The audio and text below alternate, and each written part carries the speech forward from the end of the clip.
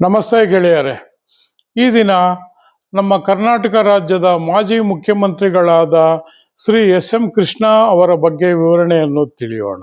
ಇವರು 1932 ಮೇ 1ರಂದು ಮಂಡ್ಯ ಜಿಲ್ಲೆಯ ಮದ್ದೂರು ತಾಲೂಕಿನ ಸೋಮನಹಳ್ಳಿಯಲ್ಲಿ ಜನಿಸಿರುತ್ತಾರೆ. ಇವರ ತಂದೆ ತಾಯಿಗಳು ಮಲ್ಲಯ್ಯನವರು ಹಾಗೂ ತಾಯಿ ತಾಯಮ್ಮನವರು ಆಗಿರುತ್ತಾರೆ. ಇವರ ಬಾಲ್ಯದ ವಿದ್ಯಾಭ್ಯಾಸವು ಮಂಡ್ಯದಲ್ಲಿ ನಡೆದಿರುತ್ತದೆ ಹಾಗೂ BA ಮತ್ತು LLB ಪದವಿಯನ್ನು ಮೈಸೂರಿನ ಮಹಾರಾಜ ಕಾಲೇಜಿನಲ್ಲಿ ಹಾಗೂ ಮೈಸೂರು ವಿಶ್ವವಿದ್ಯಾನಿಲಯದಲ್ಲಿ ಪದವಿಗಳನ್ನು ಪಡೆದಿರುತ್ತಾರೆ.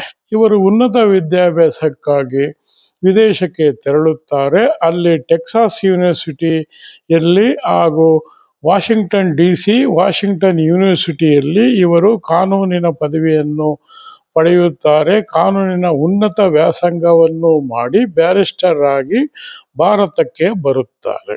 ಬಂದ ನಂತರ ಇವರನ್ನು 1962ರಲ್ಲಿ ಇವರನ್ನು ಮದ್ದೂರು ವಿಧಾನಸಭಾ ಕ್ಷೇತ್ರದಿಂದ ಮೈಸೂರು ರಾಜ್ಯ ವಿಧಾನಸಭೆಗೆ ಆಯ್ಕೆ ಮಾಡುತ್ತಾರೆ.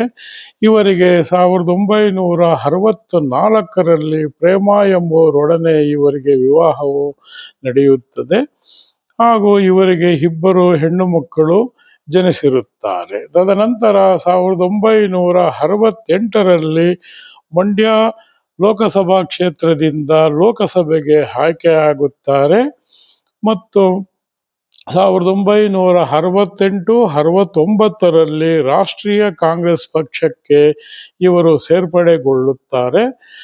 ತದನಂತರ ಸುಮಾರು 50 ವರ್ಷಗಳ ಕಾಲ ರಾಷ್ಟ್ರೀಯ ಕಾಂಗ್ರೆಸ್ ಪಕ್ಷಕ್ಕೆ ಸೇವೆ ಸಲ್ಲಿಸಿರುತ್ತಾರೆ. ಇವರನ್ನು 1983ರಿಂದ 84ರ ತನಕ ಇವರು ಶ್ರೀಮತಿ ಇಂದಿರಾ ಗಾಂಧಿ ಸರ್ಕಾರದಲ್ಲಿ ಕೈಗಾರಿಕಾ ಸಚಿವರಾಗಿ ಸೇವೆ ಸಲ್ಲಿಸಿರುತ್ತಾರೆ ಹಾಗೂ 1984ರಿಂದ 85ರ ತನಕ ಇವರು ರಾಜೀವ್ ಗಾಂಧಿ ಅವರ ಸರ್ಕಾರದಲ್ಲಿ ರಾಜ್ಯ ಹಣಕಾಸು ಸಚಿವರಾಗಿ ಸೇವೆ ಸಲ್ಲಿಸಿರುತ್ತಾರೆ. ಇವರನ್ನು 1999ರಲ್ಲಿ ಕರ್ನಾಟಕ ರಾಜ್ಯದ ಮುಖ್ಯಮಂತ್ರಿಗಳನ್ನಾಗಿ ನೇಮಕ ಮಾಡುತ್ತಾರೆ. ಆ ಸಮಯದಲ್ಲಿ ಜಾಗತಿಕ IT-BT ಕ್ಷೇತ್ರಕ್ಕೆ ಇವರು ಪ್ರೋತ್ಸಾಹವನ್ನು ಉತ್ತೇಜನವನ್ನು ನೀಡುತ್ತಾರೆ. ಬೆಂಗಳೂರನ್ನು ಆಧುನೀಕರಣಗೊಳಿಸಲು ಪ್ರಯತ್ನಿಸಿರುತ್ತಾರೆ ಹಾಗೂ ಗ್ರಾಮೀಣ ಪ್ರದೇಶಗಳನ್ನು ಆಧುನೀಕರಣಗೊಳಿಸಲು ಪ್ರಯತ್ನ ಪಟ್ಟಿರುತ್ತಾರೆ. ಇವರ ಕಾಲದಲ್ಲಿ ಡಾಕ್ಟರ್ ರಾಜ್ಕುಮಾರ್ ಅವರನ್ನು ಕಾಡುಗಳ್ಳ ವೀರಪ್ಪನ್ ಅಪಹರಣ ಮಾಡಿರುತ್ತಾನೆ. ಇವರನ್ನು ಸುರಕ್ಷಿತವಾಗಿ ಕಾಡಿನಿಂದ ಬಿಡುಗಡೆಗೊಳಿಸಿರುತ್ತಾರೆ. ಹೀಗೆ ಇವರು 2004ರವರೆಗೂ ಕರ್ನಾಟಕ ರಾಜ್ಯದ ಮುಖ್ಯಮಂತ್ರಿಗಳಾಗಿ ಸೇವೆ ಸಲ್ಲಿಸಿರುತ್ತಾರೆ. 2004ರಿಂದ 2008ರವರೆಗೂ ಇವರು ಮಹಾರಾಷ್ಟ್ರ ರಾಜ್ಯದ ರಾಜ್ಯಪಾಲರಾಗಿ ಸೇವೆ ಸಲ್ಲಿಸಿರುತ್ತಾರೆ. 2009ರಿಂದ 2012ರವರೆಗೂ ಇವರು ಕೇಂದ್ರ ಸರ್ಕಾರದಲ್ಲಿ ವಿದೇಶಾಂಗ ಸಚಿವರಾಗಿ ಸಹ ಇವರು ಸೇವೆ ಸಲ್ಲಿಸಿರುತ್ತಾರೆ. ಇವರು 2017ರಲ್ಲಿ ರಾಷ್ಟ್ರೀಯ ಕಾಂಗ್ರೆಸ್ ಪಕ್ಷಕ್ಕೆ ರಾಜೀನಾಮೆ ನೀಡಿ BJP ಪಕ್ಷವನ್ನು ಸೇರುತ್ತಾರೆ. ಇವರಿಗೆ 2023ರಲ್ಲಿ ಕೇಂದ್ರ ಸರ್ಕಾರವು ಪದ್ಮವಿಭೂಷಣ ಪ್ರಶಸ್ತಿಯನ್ನು ನೀಡಿರುತ್ತಾರೆ.